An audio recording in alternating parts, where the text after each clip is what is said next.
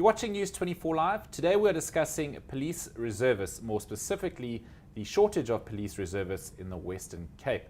We're joined in studio this afternoon by Mireille Vengo, who is the DA spokesperson on community safety in the Western Cape, to shed some light on this topic. Mireille, thank you very much for coming in. And first of all, just to clear things up for the sake of the viewers, what exactly is a police reservist? What's their role, and how do they complement the South African Police Service? Well, police reservists are volunteers, members of the community that offer their time to assist policing. There are different activities that police reservists can perform, and what they do is they help police out, and importantly, they are a force multiplier. Okay, so you were saying off earlier that a question was posed in Parliament. Mm-hmm. How many have been recruited? None in the past 3 years. Those are not not good figures. What is the problem?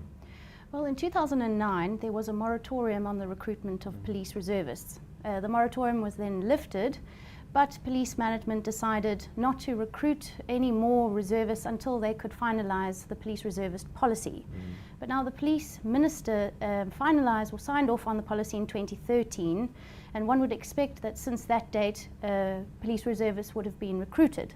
However, I put a question in in the provincial parliament and learnt that not a single police reservist has been recruited since 2013, and only one has been re-recruited. And of course, this is very concerning. Okay, so would you say that this reservist policy is perhaps too restrictive? Absolutely. To my mind, this could be one of the reasons why no police reservists could be recruited, because the policy is so restrictive. Just to give you an example, you have to be employed, which means no unemployed persons can volunteer their time to become a police reservist. No scholars, no persons that don't have a fixed address. Many professions, for example, you couldn't become a police reservist because you're a journalist. I couldn't become a police reservist because I'm involved in a political party.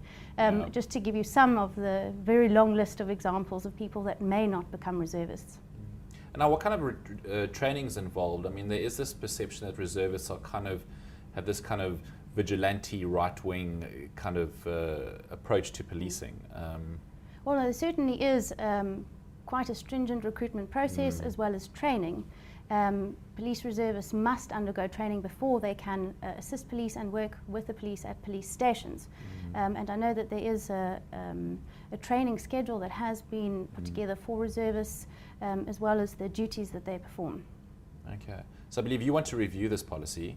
What powers does the DA have then to make changes and improve the situation? Well, it's important to note that policing is a national government function, and provinces and legislatures have an oversight function. So through that oversight function, we pose questions in Parliament to understand whether the policy is achieving the desired results. And also I've written to the National Secretariat for Police to state the problem and show that we've had no reservists recruited in the last 3 years, and also to ask if that policy could perhaps be reviewed to make it easier for members of the public to volunteer of their time and help the police. The other important point to note is that in the Western Cape, we have a critical shortage of police officers. 85% of our police stations are understaffed. We have a shortage of detectives as well as visible policing officers. So reservists really could play an important role. And so we'd like to see that those community members that would like to put their hand up and volunteer are able to do so. It sounds like the Western Cape is the most understaffed province in that regard. Why is that? Well, I don't really know the reasons, but I've been putting through quite a lot of questions to try and understand the scope of the problem. And really we see it in many stations across the province, rather, that the stations simply don't have enough officers, and this additional manpower is really required. In fact, if we had the number of officers that we ought to have, the granted number of posts, we'd have 20 additional officers at each and every station in the province. So that's quite a large number, and you can imagine what effect that would have on crime fighting. And our reservist, I guess there's also the assumption that they're sort of after-hours policemen. I mean, would that not necessarily be the case? Well, they certainly have to work hand in hand with your ordinary police officers, and there are also different functions that they can perform. Not all reservists would, for example, be out in the field. Some might be able to assist in-house and with admin and that sort of thing. Okay, thank you very much. Great pleasure.